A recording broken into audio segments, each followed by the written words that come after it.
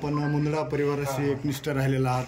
केज पंचायत समितीचे माजी सभापती म्हणून आपण प्रसिद्ध आहात आणि आज या पक्षामध्ये आपण प्रवेश केलेला आहे. तर काय सांगता येईल याच्याविषयी?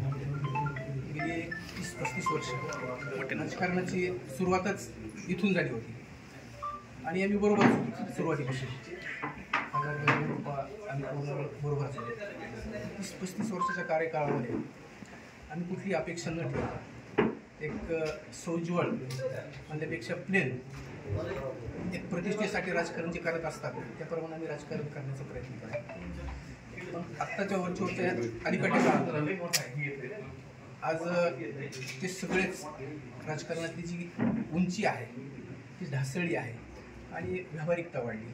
त्यामुळं जी पूर्ण ताकदीनं किंवा निष्ठेनं काम करणारा कार्यकर्ता जो आहे तो बाजूला ढकलत गेला आणि कार्यकर्त्याला प्रत्येक ठिकाणी लहान मोठ्या अडचणी संकट येत असतात.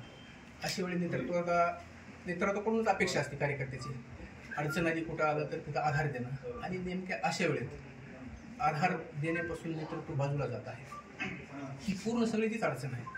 आज मला त्या कुटुंबातून येताना मला दुःखही होत आहे.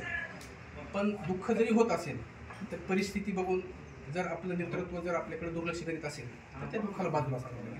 आणि आज घडीला बजरंग बाप्पा जे आहेत आम्ही एकाच ठिकाणी काम करीत असल्यामुळं त्यावेळेस एकत्रित काम करीत असताना काही वेळेस पुन्हा आम्ही एकमेकाच्या समोर उभा राहिलो. पण आम्ही एकूण एकातला वैयक्तिक भाव किंवा एकूण एकाबद्दलचा राजकारणातलं फक्त तत्व आम्ही सांभाळले, वैयक्तिक नातं नाही होतं. त्याच्यामुळं आज घडीला तेच नातं आमचं पुनर्जीवित होत आहे आणि मला आनंद आहे एका सहकार्याला मोठ्या पदावर बघून किंवा मोठ्या पदाच्या बरोबर एक सहकारी माझाही आहे.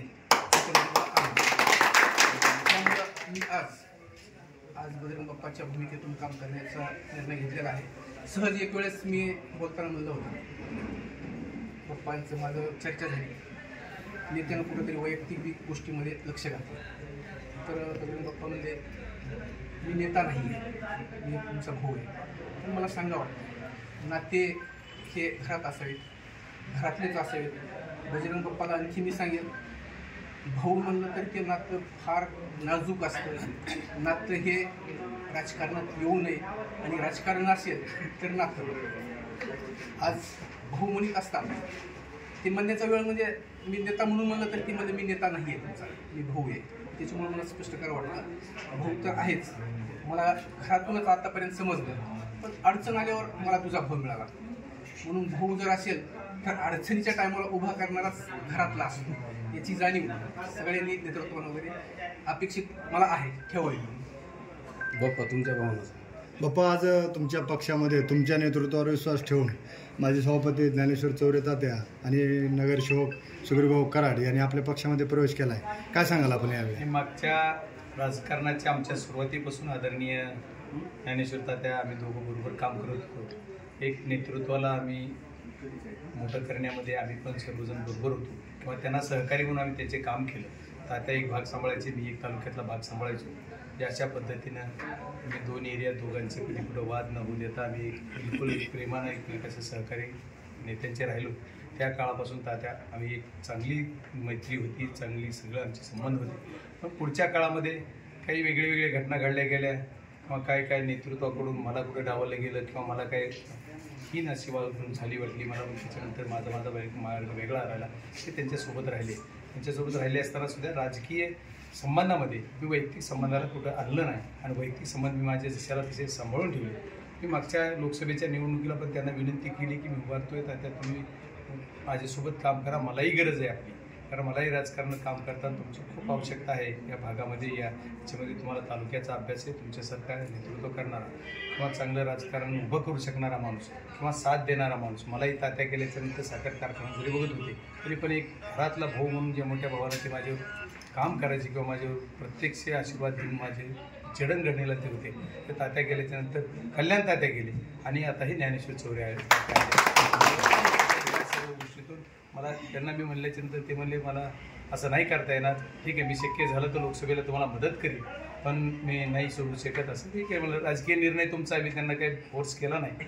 पण आजपर्यंत कालपर्यंत मी विनवणी करत होतो तर आता तुम्ही डायरेक्टली भूमिका घ्या.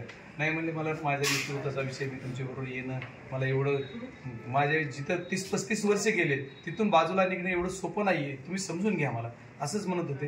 पण मी खूप काल आग्रह करून सांगितलं की तात्या तुम्हाला यावंच लागेल. माझा खूप अस्तित्वाची लढाई इथे चालू झाली विनाकारण. आता जसं सगळे म्हणतात तसंच मला म्हणायची वेळ आली की मलाही चक्रव्यूह सगळेजण मिळून गाठायचा प्रयत्न आहे. दाखवतात एक करतात एक. उघड जसं दिसतंय तसं नाहीये. अंदरून काही जण मला बी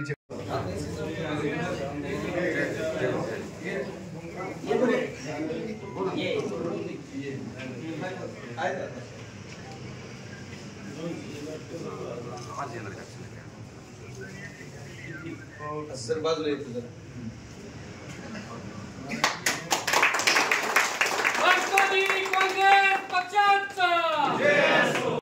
स्वारस्य नाही. आणि आता मी देशाच्या उच्च सभागृहात जिल्ह्याच्या उच्च पदावर गेलोय. त्याच्यामुळे मला माझे माणसं जपायचे. मला बाकी काही नकोय. आणि मला काही कुठलं काही घ्यायचं नाही द्यायचं नाही. फक्त कार्यकर्ते सांभाळायचे किंवा माझी जी फॅमिली माझं कुटुंब म्हणून मला राजकारण करायचे. त्या कुटुंबात एक प्रमुख म्हणून त्याची भूमिका यापुढे राहील. आणि सुग्रीभाऊ आणि आम्ही सुद्धा तसं एकत्र काम करत होतो. मागच्या नगरपंचायतच्या वेळेस जर तुम्ही जरी बघितलं तरी त्यावेळेस सुद्धा त्यांची भावना अशीच होती सुग्रीभाऊची. नाहीये तुम्हाला जर ताईला उभं करायचंय तर मी माझा फॉर्म रिड्रॉ करतो. पण वेगळी परिस्थिती झाली. जी झाल्याच्या नंतर वेगळं झालं. तो झाला त्यांचा विजय झाला. मी दुसऱ्या दिवशी अभिनंदन केलं लगेच. म्हणजे त्याच्यामुळे ते नाही मन मोठं करून त्यांनी लोकसभेला म्हणलं. पण लोकसभेला म्हणले ते नाही मला थोडं मी पालकमंत्र्यांच्या यांच्या सर्वांच्या संपर्कात असल्यामुळे पप्पाला आग्रह नका करू. माझी परिस्थिती वेगळी. ते आम्ही सोबतच होतो त्यावेळेसच्या अगोदर लोकसभेच्या अगोदर. त्याच्यामुळे ठीक आहे. आणि ही बऱ्याच दिवसापासून मागं पंचायत समितीला तिकीट दिलं नाही आमच्याबरोबर राहून यांना. तरी त्यांनी अपक्ष उभारल्याच्या नंतर मी मला जेवढी मदत करता येते तेवढी मी डायरेक्टली केली होती. आणि त्यांनी पण मला जिल्हा परिषदेच्या निवडणुकीत सुद्धा खूप मदत केली. माझं सहकारी म्हणूनच त्यांनी काम केलेलं आहे. त्याच्यामुळे मला त्याच्याविषयी काही अडचण नाही आहे. तो सहकारी म्हणून इथून पुढेही काम करेल. खूप खूप धन्यवाद.